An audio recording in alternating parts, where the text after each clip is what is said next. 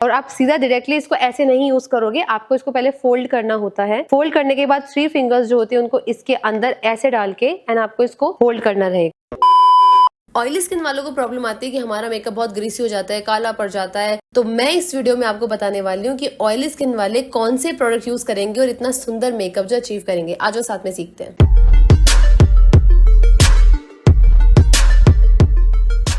So guys, oily skin हो या फिर ड्राई स्किन, हर स्किन टाइप के लिए सबसे पहले आपको सीटीएम करना होता है। तो सीटीएम का मतलब आपको पता होगा, क्लेंजिंग करना है, टोनिंग करना है एंड मॉइस्चराइजर यूज करना है अपनी स्किन के लिए। मैं आपको वही प्रोडक्ट्स बताने वाली हूँ जो ऑयली स्किन वाले यूज करेंगे तो उनका मेकअप ना ग्रे पड़ेगा, ना ग्रीसी होगा और काफी देर तक वो स्टे भी करेगा। सो गाइस, अगर मैं अभी मेकअप करने बैठूंगी ना तो मुझे इस बात का ध्यान रखना है कि स्किन पे बिल्कुल डर्ट नहीं होना चाहिए। उसके लिए मैं यहाँ पे यूज करने वाली हूँ वेट वाइप्स। तो वेट वाइप जो मैं यहाँ पे यूज कर रही हूँ लैक्मे के 9 to 5 वाले। इसका ना फायदा ये रहेगा कि आपका जितना भी डर्ट होगा फेस पे वो सारा रिमूव हो जाएगा। तो आप जब भी अपना मेकअप स्टार्ट करते हो आप कभी ये मत सोचा करो कि सीधा मैं कंसीलर या फाउंडेशन यूज करने लग जाऊं। पहले आपको अपने फेस की क्लेंजिंग करनी होती है और आप सीधा डायरेक्टली इसको ऐसे नहीं यूज करोगे, आपको इसको पहले फोल्ड करना होता है। फोल्ड करने के बाद 3 फिंगर्स जो होते हैं उनको इसके अंदर ऐसे डाल के एंड आपको इसको होल्ड करना रहेगा। सर्कुलर मोशन में आपकी क्लेंजिंग होगी। आप चाहो तो यहाँ पे जो डेली यूज में आप अपना फेस वॉश या क्लेंजर यूज कर सकते हो। सारे प्रोडक्ट्स का जो लिंक है वो मैं डिस्क्रिप्शन में दे रही हूँ, आप वहां से बाय कर सकते हैं। तो गाइस, फेस को क्लीन करने के बाद जो सेकंड स्टेप होता है वो होता है टोनर यूज करना। टोनर आप यूज करते हो अपने स्किन का पीएच लेवल बैलेंस करने के लिए। अभी जो मैंने वेट वाइप यूज करे हैं, वेट वाइप यूज करने के बाद आपका जो फेस होता है ना थोड़ा एल्कलाइन की तरफ चला जाता है। स्किन का जो पीएच होता है वो एसिडिक होता है, ठीक है। एसिडिक नहीं हो पा रहा है क्योंकि हमने यूज कर लिया है। दैट इज वाई आपको टोनर यूज करना होता ही है ताकि वो अपनी एक्चुअल पोजीशन पे आ जाए। आप चाहो तो यहाँ पे एक रोज वाटर यूज कर सकते हो, चलेगा।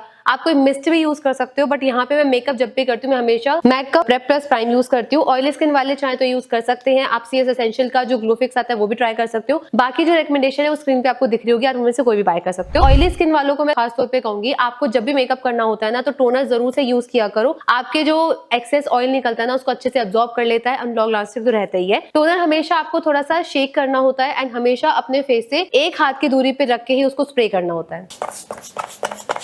इसको हल्के हल्के हाथों से हम थोड़ा सा और स्प्रेड करने वाले हैं ताकि पूरे फेस पे जो है हमारा टोनर लग जाए। अब इसके बाद ना आपको ये नहीं करना कि फटाफट से मेरे को मेकअप स्टार्ट करना है, नहीं। जो हमारा थर्ड स्टेप होता है वो होता है मॉइस्चराइजर, जो कि हमारे मेकअप का ना हर स्किन के ऊपर मेकअप का सबसे मेन पॉइंट होता है। अगर आप मॉइस्चराइजर बहुत जल्दी लगा दोगे ना, स्पेसिफिकली ऑयली स्किन वाले, तो उनके फेस पे ऑलरेडी इतना ज्यादा ऑयल आता है और अगर वो जल्दी से अपना मॉइस्चराइजर यूज कर लेंगे तो हो सकता है इन फ्यूचर जो उनका बेस है वो थोड़ा सा ग्रीसी हो सकता है। तो ये वाले स्टेप में थोड़ा सा आपको वेट करना होता है।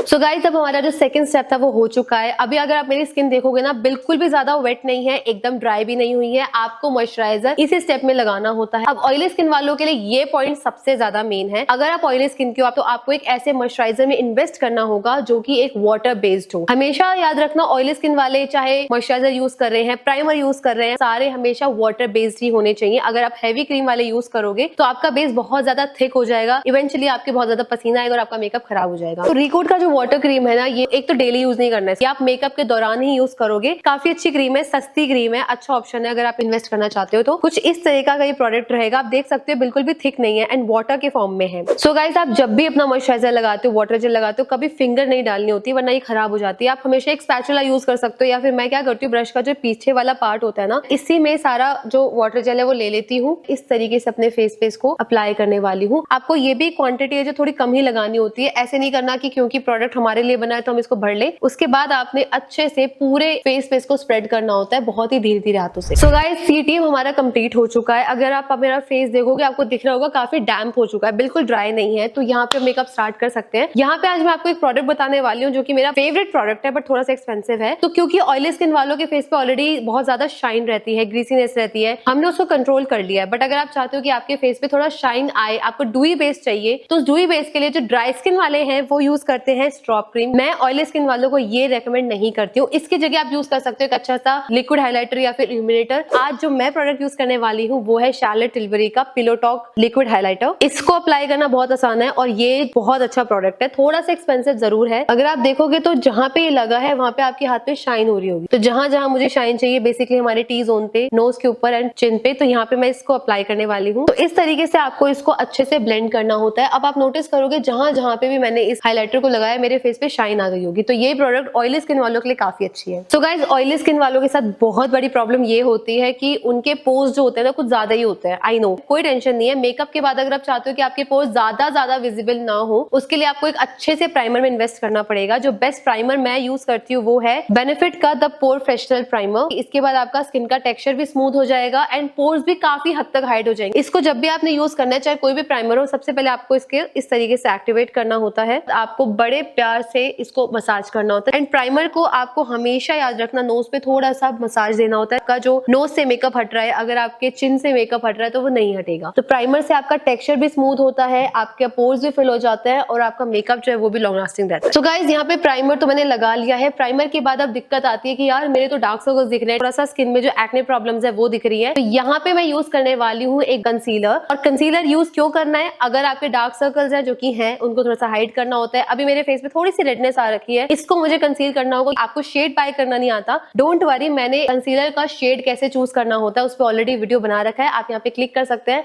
और वो वीडियो जरूर देखना। सो गाइस, कंसीलर आपने कहाँ लगाना होता है? जहाँ पे आपके डार्क सर्कल्स हैं, जैसे मैं अंडर आई पे लगाती हूँ, थोड़ा सा मेरे नोज पे मुझे लग रहा है आजकल। यूजुअली मैं इस साइड पे लगाती हूँ क्योंकि हमारे माउथ एरिया पे ना थोड़ा सा पिगमेंटेशन हो ही जाती है। सिमिलरली अगर आप देखोगे तो यहाँ पे मेरे थोड़ा सा छोटे से पिंपल्स है, इनको हाइड करने के लिए मैं अपना कंसीलर अप्लाई करने वाली हूँ। जो मैं कंसीलर यूज कर रही हूँ वो है हुडा ब्यूटी का कंसीलर, जिसका शेड है ग्रैनुला। यहाँ पे अगर आप नोटिस करोगे थोड़ा सा पिगमेंटेशन मुझे इधर भी है एंड थोड़ा यहाँ पे भी है। तो जिस एरिया में आपके पिगमेंटेशन होता है, आपको उन सबको हाइड करने के लिए अपना कंसीलर जो है वो यूज करना होता है। सो गाइस, आप जब भी अपना कंसीलर ब्लेंड करते हो ना, तो मेक श्योर क्या करो कि आपका जो माउथ एरिया ना उसको सबसे पहले किया करो। माउथ एरिया करने के बाद जो आपका बाकी एरिया, जैसे इस साइड कर लिया, फॉरहेड पे कर लिया, इनको थोड़ा सा जल्दी ब्लेंड कर लिया करो। एंड अंडर आईज को आपको हमेशा लास्ट में करना होता है, ताकि थोड़े बहुत जो डार्क सर्कल्स है ना उसमें जो प्रोडक्ट थोड़ा ज्यादा टाइम तक स्टे करे। सो गाइस, अब होता है हमारा सबसे ज्यादा मेन स्टेप। कई लोगों को ये नहीं पता कि उनके स्किन के अकॉर्डिंग आपको कौन से फाउंडेशन यूज करने चाहिए। वैसे तो मैंने इसके ऊपर ऑलरेडी वीडियो बना रखा है, पूरी ऑयली स्किन की वैनिटी बना रखी है कि अगर आप ऑयली स्किन के हो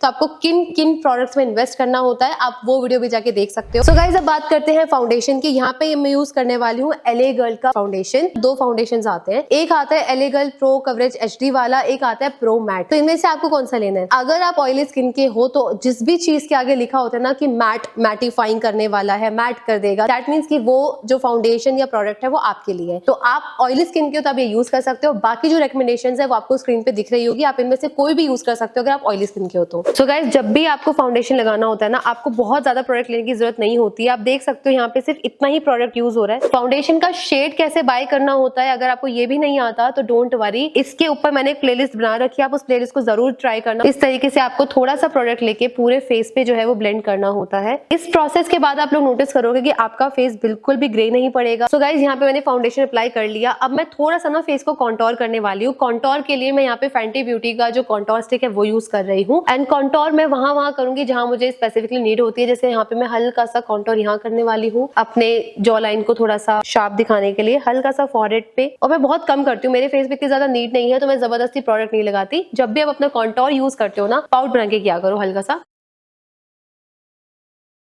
यहाँ पे मैं अपना ब्लेंडर ले रही हूँ। ओ बाय द वे, जो ब्लेंडर है ये मैंने आई मैजिक का लिया है, इसका लिंक भी डिस्क्रिप्शन में आपको मिल जाएगा। ब्लेंडर्स का जो लाइफ होता है ना वो सिर्फ 3 मंथ्स होता है, तो अपने ब्लेंडर्स को चेक कर लो अगर वो पुराने ना हो। उसको थोड़ा सा स्क्वीज करके एंड उसी जगह पे हल्का हल्का सा आपको ब्लेंड करना होता है। इसके बाद आप प्रोडक्ट को ज्यादा ब्लेंड नहीं करोगे। आप सोचोगे थोड़ा सा डार्क लग रहा है, उसको डार्क लगने दो। अगर वो पूरा ही ब्लेंड हो गया तो वो बिल्कुल भी आपके फेस को रीशेप कर ही नहीं पाएगा। सो गाइस, जो नेक्स्ट स्टेप होगा उसमें आपको, अगर मैं इस पे बेस पे टच करूंगी तो ऑब्वियसली मेरे हाथ पे बेस आएगा, तो उसको सेट करने के लिए यहाँ पे मैं चारमसी का जो लूज पाउडर है वो यूज करने वाली हूँ। इस पाउडर का फायदा ये है कि इसके बाद आपका जो मेकअप है ना वो पूरा ट्रांसफर प्रूफ होने वाला है, वाटर प्रूफ हो जाएगा और लॉन्ग लास्टिंग होने वाला है। आप ऐसा मत सोचना कि यार मैं ऑयली स्किन की हूँ तो मैं पाउडर भर लेती हूँ। थोड़ा सा क्वांटिटी का आपको भी ध्यान देना होता है। ये ट्रांसलूसेंट शेड है इसका, बेसिकली कलरलेस है, आप ये ले सकते हो। और अगर आप थोड़े से डार्क टोन पे हो या मीडियम टोन पे तो आप उसका बनाना पाउडर ले सकते हो। इस पिज्जा पफ के थ्रू आपने क्या करना है, जो आपका लोअर लिड है उसके साइड आपने अच्छे से पाउडर को सेट करना है। इस तरीके से थोड़ा सा पाउडर मैं और लूंगी और उसको इस तरीके से अपने हाथ से थोड़ा सा डस्ट ऑफ करने वाली हूँ। डस्ट ऑफ करने के बाद जो थोड़ा सा प्रोडक्ट बचा बस उसको मैं हल्का हल्का अपने पूरे फेस पे डैप करने वाली हूँ। तो गाइस, जैसा कि आपको पता है जब भी आप पाउडर सेटिंग कर लेते हो ना तो एक्सेस जो पाउडर रह जाता है आपके फेस पे उसको आपको डस्ट ऑफ करना होता है। डस्ट ऑफ करने के लिए यहाँ पे मैं जो ब्रश ले रही हूँ वो थोड़ा सा राउंड एंड फ्लफी है। आपने इस तरीके से ब्रश लेना है एंड बहुत धीरे से पूरे फेस से अपने जो एक्सेस पाउडर उसको डस्ट ऑफ करना होता है। ये स्टेप बहुत ज्यादा मेन है, वरना क्या होता है ना, पाउडर यूज करने के बाद जो है उनके फेस पे जब भी फोटोज क्लिक होती है तो बहुत ज्यादा फ्लैश विजिबल होता है, वो इसीलिए होता है क्योंकि आप एक्सेस पाउडर को हटाते नहीं हो। यहाँ पे मैं आपको एक चीज बता दूं, ऑयली स्किन वालों के साथ ना ये बेस्ट चीज होती है कि वो लोग जितना मर्जी पाउडर प्रोडक्ट्स है वो यूज कर सकते हैं। यहाँ पे मैं पाउडर ब्लश यूज करने वाली हूँ जो कि है चार्मसी का। यहाँ पे ब्लश लगाने के लिए मैं एक ब्रश ले रही हूँ जो कि राउंड एंड फ्लफी है। आपने हल्का सा उसमें लेना है एंड उसको बहुत ही कम अप्लाई करना है। यूजुअली मैं जो ब्लश होता है वो बहुत कम लगाती हूँ, मैं ज्यादा नहीं लगाती, तो मैं हल्के हल्के हाथ से ना ब्लश लगा रही हूँ। तो आप नोटिस करना कि ज्यादा ब्लश एक तो लगाना नहीं होता, बाद में आप उसको बढ़ा दो अगर मन कर रहा है तो, लेकिन इनिशियली मैं हमेशा कम ही लगाती हूँ और आपको हमेशा रेकमेंड करूंगी थोड़ा कम ही लगाया करो।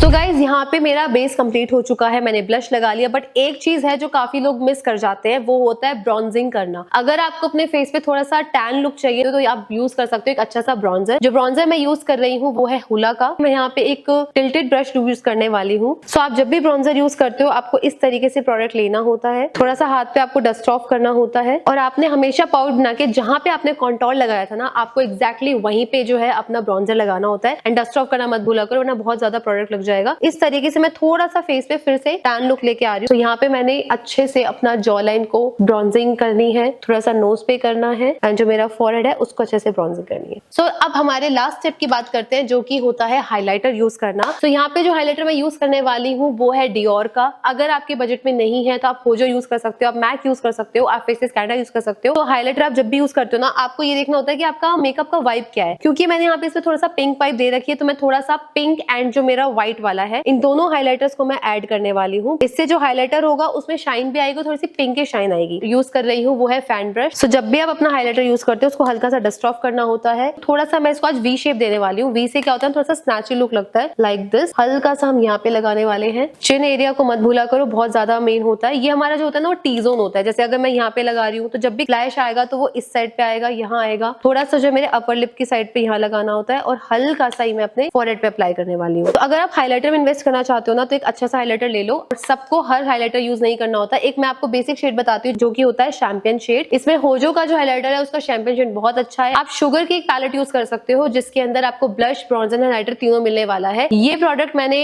बहुत बार यूज किया है, मेरा फेवरेट है, मैं सबको ही रेकमेंड करती हूँ। तो डिस्क्रिप्शन में इसका लिंक दे रखा है, जरूर से बाय करना। सो गाइस जो लास्ट स्टेप है वो है मेकअप फिक्सर यूज करना। यहाँ पे आप एक सेटिंग स्प्रे मत यूज करो अगर आप सोच रहे हो कि आपको लॉन्ग लास्टिंग मेकअप चाहिए। यहाँ पे मैं फॉरएवर 52 का फिक्सर है जो यूज करने वाली हूँ। इस फिक्सर का फायदा ये होता है कि इससे जो आपका बेस है वो काफी लॉन्ग लास्टिंग रहेगा एंड काफी अच्छा स्टे रहेगा। आप जब भी अपना फिक्सर यूज करते हो ना, क्योंकि इसमें थोड़ा सा अल्कोहल होता है, तो आप कभी भी ऐसे मत करना कि आप फिक्सर मार रहे हो और अपना ब्रीदिंग भी कर रहे हो। 2-3 सेकंड के लिए सांसें बंद कर लिया करो एंड उसको पूरे फेस पे स्प्रे मार दिया करो। सो गाइस जब हमारा पूरा बेस कंप्लीट हो चुका है, फिक्स हो गया है, अब मैं यहाँ पे अपना आई मेकअप स्टार्ट कर रही हूँ। सबसे पहले जो है मैं अपनी आईब्रो को फिल करने वाली हूँ एंड ब्रश करने वाली हूँ। यहाँ पे जो मैं यूज कर रही हूँ पेंसिल वो बेनिफिट की है। आप देख सकते हो कि मेरे ना ऑलरेडी शेप बनी हुई है एंड काफी ज्यादा ऑलरेडी ग्रोथ भी है, तो मुझे इसको ज्यादा हैवी करने की ऐसा नीड है नहीं। तो मैं सिर्फ एक हल्का सा शेप देने वाली हूँ इस तरीके से। एंड ये ब्रश लेके आपको इसको पूरा अच्छे से ब्रश करना होता है। आई मेकअप मैं करने वाली हूँ हुडा ब्यूटी की नॉटी पैलेट से। आई मेकअप आज काफी लाइट होने वाला है क्योंकि मैं अपने लिप्स को काफी बोल्ड करने वाली हूँ। तो इसके लिए जो है मैं पहले लाइटेस्ट ब्राउन कलर लूंगी और लाइटेस्ट ब्राउन से जो है अपना ट्रांजिशन बिल्ड करूंगी। आई मेकअप में ऐसा कोई रूल नहीं होता यार, लेकिन आई मेकअप का आपको ये चीज ध्यान रखना होता है कि आप जो ट्रांजिशन बिल्ड करते हो ना वो बहुत लाइट सा किया करो। अब आज जो क्योंकि मैं ब्राउन करने वाली हूँ तो इसीलिए ना जो मेरा ट्रांजिशन आप नोटिस करो बहुत लाइट है और इतना सा बात करते करते भी देखो कि सारा कुछ ब्लेंडेड ही है। ब्रश यहाँ पे मैं यूज कर रही हूँ वो मार्स के ब्रशेज हैं। ये ब्रशेज काफी अच्छे हैं, अगर आप एक सेल्फ मेकअप आर्टिस्ट हो तो आप ये जरूर ले सकते हो। काफी अफोर्डेबल भी है और काफी अच्छे स्मूथली ये आई शेडोज को ब्लेंड भी करता है। सो यहाँ पे जो क्रीज के लिए ब्रश यूज कर रही हूँ, थोड़ा सा छोटा ब्रश मैं जो है वो यूज करने वाली हूँ। क्रीज के लिए भी मैंने ब्राउन कलर ही यूज करा है। ये ब्राउन कलर थोड़ा सा डार्क है क्योंकि ट्रांजिशन मेरा लाइट हो गया तो क्रीज को थोड़ा सा मैं डार्क कर सकती हूँ एंड बहुत ही धीरे धीरे से इसको बिल्ड करना है। आपको कभी ऐसे नहीं करना होता कि आप एक बार में प्रोडक्ट ले लो और सारा प्रोडक्ट एक साथ ही अप्लाई कर दो। उसको हल्के हल्के आपको थोड़ा सा ब्लेंड करना होता है। इतना सिंपल सा मैंने आई मेकअप किया है, जान के किया है क्योंकि लिप्स बोल्ड होने वाले हैं। तो मैं यहाँ पे थोड़ा सा लुक क्रिएट करने के लिए ना विंग लाइनर लगाने वाली हूँ। जो काजल मैं यूज कर रही हूँ वो है इंग्लॉट का, काफी इंटेंस है और उसका स्टे भी काफी अच्छा है। तो विंग लाइनर की एक हैक मैं आपको बताती हूँ। वैसे तो मैं ऑलरेडी बहुत बार बता चुकी हूँ, बट आप जब भी विंग लाइनर लगाओगे ना इस तरीके का एक ब्रश लोगे, यहाँ पे ऐसे अप्लाई करना है। जितना भी आपका एक्सेस प्रोडक्ट आ गया है आप हाथ पे इसको निकाल लेंगे। ये वाला जो पॉइंट है आपको उसको यहाँ रखना होता है एंड रखने के बाद इसको सिंपली ऐसे छोड़ दीजिए। इतना इजीली जो है हमारा विंग क्रिएट हो चुका है। अब ये वाला जो पार्ट है इसको मैं कनेक्ट कर दूंगी। वापस से थोड़ा सा प्रोडक्ट लेना है और जो ये लाइन बनी है आपने इसको जस्ट फिल करना होता है। सो गाइस अब नेक्स्ट स्टेप में ना मैं वही अपना पैलेट लूंगी एंड इसमें जो डार्केस्ट ब्राउन कलर था वो लेने वाली हूँ और जो अपना लोअर लिड है ना वो करूंगी। सो लोअर लिड के लिए मैंने एक छोटा सा ब्रश लिया है जो कि हमारा स्मजिंग ब्रश है। इस तरीके से ब्लेंड करूंगी। अब यहाँ पे मैं लगाने वाली हूँ मस्कारा जो कि है है फेसेस कनाडा का। तो अगर आप बजट फ्रेंडली मस्कारा ढूंढ रहे हो तो ये काफी अच्छा है, वाटर प्रूफ भी है और काफी आपके लैशेस को वॉल्यूम भी देता है। तो आप ये जरूर ट्राई कर सकते हो।